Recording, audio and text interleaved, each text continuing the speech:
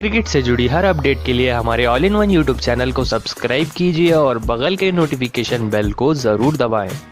तो अगर आप भी ईशान किशन और केएल राहुल को बेहतरीन बल्लेबाज मानते हैं तो इस वीडियो को दिल से लाइक एक बार जरूर कर देवे जाएं। दोस्तों, भारत और इंग्लैंड के बीच में आईसीसी टी20 वर्ल्ड कप का पहला वार्म अप मुकाबला समाप्त हो चुका है। दोस्तों, ऑफिशियल मैचेस खेलने से पहले भारतीय टीम वार्म अप मैचेस खेल रही है और ये पहला वार्म अप मुकाबला खेला गया था इंग्लैंड के साथ, जिनकी कप्तानी कर रहे थे जॉर्ज बटलर। जी हाँ दोस्तों, आइन मॉर्गन नहीं, George Buttler warm up match के कप्तान बनकर आए थे और इस मुकाबले में पहले बल्लेबाजी करने उतरी थी इंग्लैंड की टीम। दोस्तों, इस मुकाबले में इंग्लैंड की अगर हम शुरुआत की बात करें तो वो ज्यादा कुछ बेहतरीन नहीं रही थी, लेकिन उनके बाद मध्य क्रम में जॉनी बेस्टो ने काफी बेहतरीन पारी खेली और उनका बाखूबी साथ निभाया मोइन अली ने। दोस्तों, आप सभी को बता दें, इस मुकाबले में जॉनी बेस्टो ने 49 रनों की धाकड़ पारी खेली। सिर्फ 36 गेंदों में वो बुमराह की गेंद पर बुरी तरह से बोल्ड होकर रह गए। तो अंत में मोइन अली ने 43 रनों की धाकड़ पारी खेली सिर्फ 20 गेंदों में, जिसमें से उन्होंने 2 तूफानी छक्के व 4 तूफानी चौके जड़े। दोस्तों, बेस्टो और मोइन अली की तूफानी पारियों की बदौलत इंग्लैंड ने 188 रन लगा दिए थे 5 विकेट के नुकसान पर। ऐसे में इतने टारगेट का पीछा करते हुए केएल राहुल और ईशान किशन की जोड़ी आई मैदान पर बल्लेबाजी करने के लिए। दोस्तों, भारतीय टीम की शुरुआत हद से ज्यादा बेहतरीन और लाजवाब रही, जिनके पास केएल राहुल ने 51 रनों की धाकड़ पारी खेली सिर्फ और सिर्फ 24 गेंदों में, जिसमें से उन्होंने 3 करारे छक्के व 6 चौके जड़े। वो मार्वुड की गेंद पर मोइन अली को अपना कैच देकर आउट हो गए। तो उनके बाद ईशान किशन ने अपनी तूफानी बल्लेबाजी का दम दिखाया इस मुकाबले में।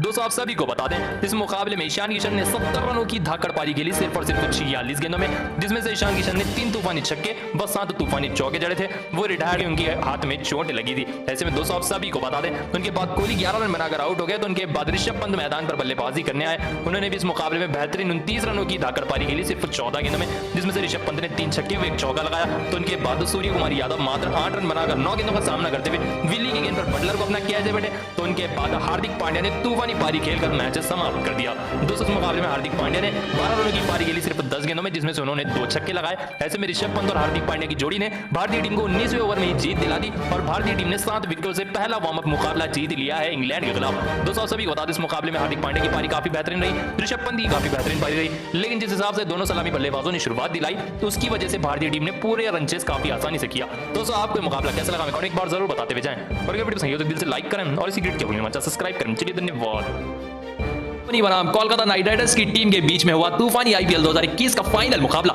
दोस्तों, आप सभी को बता दें, इस मुकाबले में आइन मॉर्गन ने टॉस तो जीता, लेकिन चेन्नई सुपर किंग्स को पहले बल्लेबाजी करने के लिए बुलाया था। तो आइए आप सभी को बताते हैं इस तूफानी मुकाबले की पूरी हाइलाइट्स। मुकाबले में एक और बार फैफ डुप्लेसी और उनके साथ युवा बल्लेबाज ऋतुराज गायकवाड़ बल्लेबाजी करने आए। दोस्तों, आप सभी को बता दें, इस मुकाबले में ऋतुराज गायकवाड़ अच्छी शुरुआत देकर आउट हो गए चेन्नई सुपर किंग्स को। जी हां दोस्तों, इस मुकाबले में ऋतुराज गायकवाड़ 32 रन बनाकर 27 गेंदों का सामना करते हुए नारायण की गेंद पर शिवम मावी को अपना कैच देकर आउट हो गए। ऐसे में उनके बाद रॉबिन उथप्पा नंबर 3 पर बल्लेबाजी करने के लिए। उन्होंने हद से ज्यादा लाजवाब बेहतरीन बल्लेबाजी की, आते ही कुछ अच्छे शॉट्स लगाए और 3 छक्के लगाए अपनी इनिंग में। दोस्तों, उन्होंने एक क्विक इनिंग खेली 31 रनों की सिर्फ 15 गेंदों में, जिसमें से उथप्पा ने 3 छक्के जड़े। वो नारायण की गेंद पर एलबीडब्ल्यू आउट हो गए। उनके बाद नंबर 4 पर आए मोइन अली बल्लेबाजी करने के लिए। इन्होंने भी हद से ज्यादा तूफानी बल्लेबाजी की। दोस्तों, आप सभी को बता दें, इस मुकाबले में मोइन अली ने 37 रनों की धाकड़ पारी खेली सिर्फ और सिर्फ 20 गेंदों में, जिसमें से मोइन अली ने 3 तूफानी छक्के व 2 तूफानी चौके जड़े। अब आते हैं इस मुकाबले के स्टार बल्लेबाज, पहले सलामी बल्लेबाज फैफ डुप्लेसी के ऊपर। दोस्तों, इस मुकाबले में फैफ डुप्लेसी ने अंत तक बल्लेबाजी की। जी हां दोस्तों, इस मुकाबले में फैफ डुप्लेसी ने 86 रनों की धाकड़ पारी खेली सिर्फ 59 गेंदों में,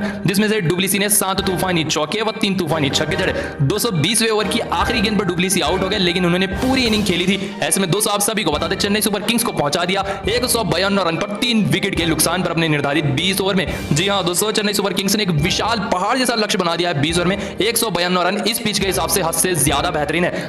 इतने टारगेट का पीछा करने उतरी थी कोलकाता नाइट राइडर्स की टीम। दोस्तों, एक और बार शुभमन गिल व वेंकटेश अय्यर ने तूफानी शुरुआत दिलाई कोलकाता नाइट राइडर्स को।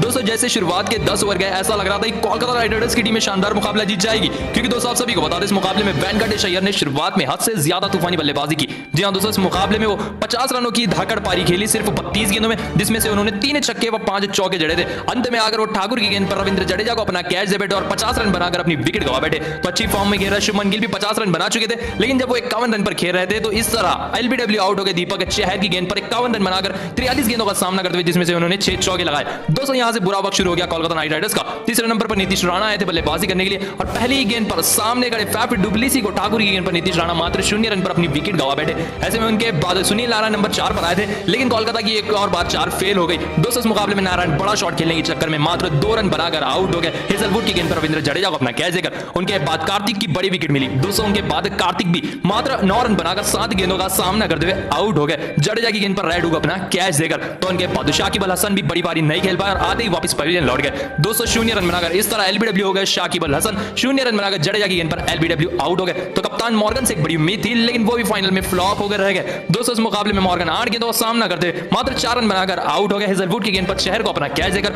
और यहीं पूरी सीमेंट कर रहेगी कोलकाता नाइट राइडर्स की टीम। दोस्तों राहुल त्रिपाठी एक अच्छे बल्लेबाज चल रहे थे कोलकाता नाइट राइडर्स के, लेकिन वो आखिरी में आए अपनी इंजरी के चलते, लेकिन वो भी आकर सिर्फ 2 रन बना पाए 3 गेंदों का सामना करते हुए। वो भी ठाकुर की गेंद पर मोइन अली को अपना कैच दे बैठे और चेन्नई सुपर किंग्स ने पूरी तरह से इस मुकाबले को पकड़ लिया और अंत में आकर कोलकाता नाइट राइडर्स मात्र 165 रन ही बना पाई 9 विकेट के नुकसान पर और चेन्नई सुपर किंग्स ने आईपीएल 2021 का फाइनल मुकाबला जीत लिया है 27 रनों से। जी हां दोस्तों, आईपीएल के इतिहास में 4 बार चेन्नई सुपर किंग्स ने जीत लिया है आईपीएल का खिताब और इस साल के आईपीएल की विनर है चेन्नई सुपर किंग्स महेंद्र सिंह धोनी की टीम। दोस्तों एक और बार महेंद्र सिंह धोनी की कप्तानी में चेन्नई सुपर किंग्स ने इतिहास रच दिया है। दोस्तों आपको सीएसके का ये प्रदर्शन कैसा लगा, कमेंट में जरूर बताते हुए जाए। तो काफी ज्यादा बेहतरीन भी रहा। दोस्तों आप सभी को बता दें कोलकाता नाइट राइडर्स बनाम दिल्ली कैपिटल्स के बीच में दूसरा क्वालिफायर खेला गया था। तो आइए आप सभी को बताते हैं धमाकेदार मुकाबले की पूरी हाईलाइट। दोस्तों इस मुकाबले में पहले बल्लेबाजी करने उतरी थी दिल्ली कैपिटल्स की टीम। एक बड़ी शुरुआत की उम्मीद कर रहे थे दिल्ली कैपिटल्स से, लेकिन ऐसा हुआ नहीं। जैन के पास पहले सलामी बल्लेबाज पृथ्वी शॉ जल्दी आउट हो गए। दोस्तों वरुण चक्रवर्ती की इस गेंद को पढ़ नहीं पाए और पृथ्वी शॉ एलबीडब्ल्यू आउट हो गए 18 रन बनाकर। ऐसे में दोस्तों आप सभी को बता दें रिव्यू लेने का चांस था पृथ्वी शॉ के पास, लेकिन उन्होंने रिव्यू नहीं लिया। तो उनके बाद गब्बर शिखर धवन सेट होने से पहले ही आउट हो गए। जी हां दोस्तों, कोशिश कर रहे थे कि सेट होकर बड़ी इनिंग खेले धवन, लेकिन 36 रन बनाकर तो 40 गेंदों का सामना करते हुए चक्रवर्ती गेंद पर शाकिब को अपना कैच दे बैठे। तो अपनी वापसी कर रहे मार्कस स्टोइनिस नंबर 3 पर आए थे बल्लेबाजी करने के लिए। वो भी मात्र 18 रन बनाकर मावी की गेंद पर क्लीन तरह से बोल्ड हो गए 23 गेंदों का सामना करते हुए। ऐसे में उनके बाद ऋषभ पंत से बड़ी उम्मीद थी, लेकिन वो भी 6 रन बनाकर आउट हो गए लुकी फर्गुसन की गेंद पर त्रिपाठी को अपना कैच देकर। उनके बाद हिदमायर ने कुछ बड़े शॉट्स खेले, लेकिन सबसे बड़ी गलती हुई कि वो रन आउट हो गए। वो अगर क्रीज पर रहते तो 10-12 रन और ज्यादा बन जाते। वेंकटेश अय्यर ने उनको रन आउट कर दिया। ऐसे में उनके बाद अय्यर ने नाबाग पारी खेली 30 रनों की 27 गेंदों में, जिसमें से उन्होंने एक तूफानी छक्का व एक चौका लगाया और दिल्ली कैपिटल्स को पहुंचाया आखिरी गेंद पर मावी की गेंद पर छक्का लगाकर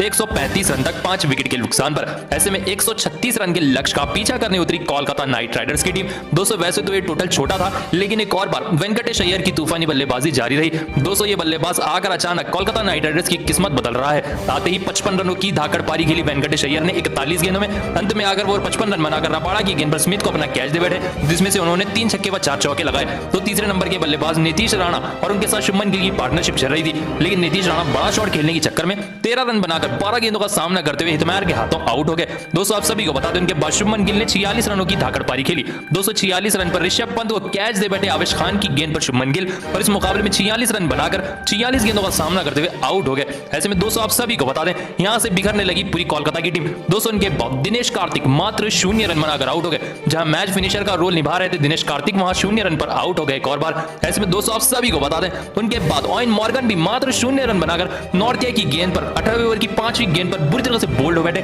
और वो भी मात्र 0 रन बनाकर आउट हो गए। तो आखिरी 6 गेंदों पर 7 रनों की दरकार थी। पहला गेंद पर सिंगल आया, दूसरा डॉट कर तीसरे पर शाकिब भी आउट हो गए। ऐसे में उनके बाद चौथे पर नारायण ने भी वही गलती की और वो भी मात्र 0 रन बनाकर आउट हो गए। दोस्तों ऐसा लग रहा था काफी बिगड़ चुकी है दिल्ली कैपिटल्स के सामने कोलकाता नाइट राइडर्स की टीम, लेकिन अब 2 गेंदों पर 6 रनों की दरकार थी। ऐसे में राहुल त्रिपाठी स्ट्राइक पर आ चुके थे और आते ही उन्होंने अश्विन की गेंद पर सामने की ओर गगनचुंबी एक छक्का लगाया और दिल्ली कैपिटल्स को इस मुकाबले में हरा कर रख दिया। जी हां दोस्तों 99% ऐसा लग रहा था कि जीत चुकी है दिल्ली कैपिटल्स की टीम, लेकिन कोलकाता नाइट राइडर्स ने पलटवार किया। दोस्तों राहुल त्रिपाठी के छक्के ने कोलकाता नाइट राइडर्स को आईपीएल 2021 के फाइनल में पहुंचा दिया है। दोस्तों क्या लगता है आपको कौन सी टीम आईपीएल जीत पाएगी इस साल? इसका जवाब कमेंट में एक बार जरूर बताते हुए। चुका है आईपीएल 2021 का दूसरा क्वालीफायर मुकाबला। जी हां दोस्तों दूसरा क्वालीफायर मुकाबला खेला गया दिल्ली कैपिटल्स बनाम कोलकाता नाइट राइडर्स की टीम ने। ऐसे में केकेआर वर्सेस दिल्ली की इस फाइट में काफी ज्यादा रोमांच रहा। आइए आप सभी को बताते हैं इस तूफानी मुकाबले की पूरी हाईलाइट। दोस्तों आप सभी को बता दें इस मुकाबले में सबसे पहले बल्लेबाजी करने उतरी दिल्ली कैपिटल्स की टीम। ऐसे में अगर हम दिल्ली की शुरुआत की बात करें तो इस मुकाबले में दिल्ली कैपिटल्स की शुरुआत खराब रही।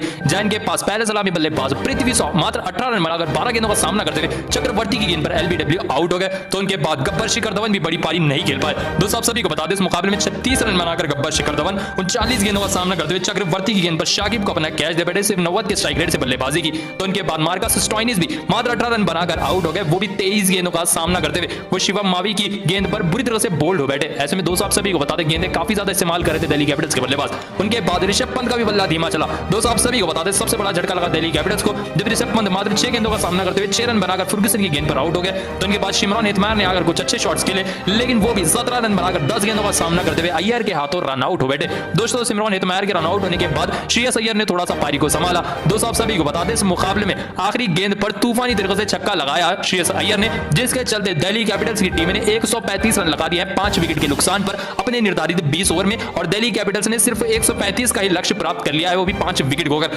ऐसे में इतने टारगेट का पीछा करने उतरी केकेआर की टीम, और एक और बार इस मुकाबले में वेंकटेश अय्यर ने तूफानी 55 रनों का तूफानी अर्धशतक ठोका सिर्फ 41 गेंदों में। बुराबाड़ा की गेंद पर स्टीवन स्मिथ को अपना कैच दे बैठे, तो उनके बाद दूसरे सलामी बल्लेबाज शुभमन गिल ने भी काफी बेहतरीन पारी खेली और अपनी टीम को आगे ले गए। दोस्तों आप सभी को बता दें इस मुकाबले में शुभमन गिल ने भी 46 रनों की धाकड़ पारी खेली 46 गेंदों का सामना करते हुए, जिसमें से उन्होंने एक छक्का व एक चौका लगाया। वो आवेश खान की गेंद पर पंत को अपना कैच दे बैठे। उनके साथ दे रहे थे नीतीश राणा, जो कि अच्छी फॉर्म में चल रहे हैं। दोस्तों दोनों के बीच में एक अच्छी पार्टनरशिप भी हो रही थी। ऐसे में दोस्तों आप सभी को बता दें नीतीश राणा भी बड़ा शॉट खेलने के चक्कर में इस मुकाबले में 13 रन बनाकर आउट हो गए 12 गेंदों का सामना करते हुए। नॉर्थिया की गेंद पर हेतमायर को अपना कैच दे बैठे। उनके बाद दिनेश कार्तिक भी बड़ी पारी नहीं खेल पाए। दोस्तों आते ही रबाड़ा की करारी गेंद पर मात्र 0 रन बनाकर कार्तिक भी आउट हो गए। ऐसे में दोस्तों आप सभी को बता दें अब ये मुकाबला अपने अंतिम ओवरों में जा रहा था, जहां जीत के लिए काफी कम गेंदें थी और रन भी काफी कम थे। ऐसे में आइए आप सभी को बता दें आखिरी ओवर का पूरा रोमांच। दोस्तों आप सभी को बता दें इस मुकाबले में कोलकाता नाइट राइडर्स को जीतने के लिए आखिरी 6 गेंदों पर 7 रनों की दरकार थी। ऐसे में पहली ही गेंद पर तूफानी तरीके से राहुल त्रिपाठी ने एक सिंगल, जीत के लिए 5 गेंदों पर 6 रनों की दरकार थी। उसकी अगली गेंद शानदार तरीके से अश्विन ने डॉट कर दी।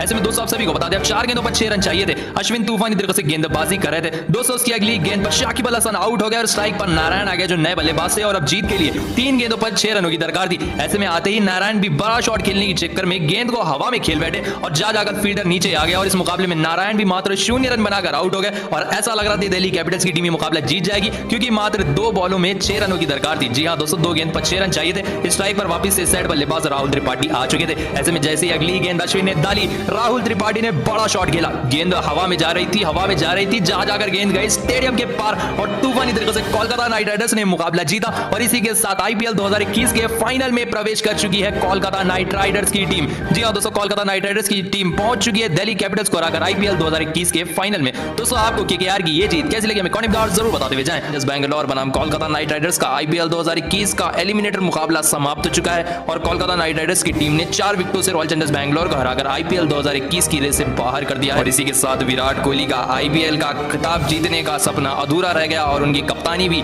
छोड़ने का उन्होंने फैसला किया था। दोस्तों आप सभी को बता दें करारी हार के बाद गम में डूब गए कप्तान विराट कोहली, क्योंकि उनका आखिरी मुकाबला था आरसीबी की कप्तानी करते हुए, और वह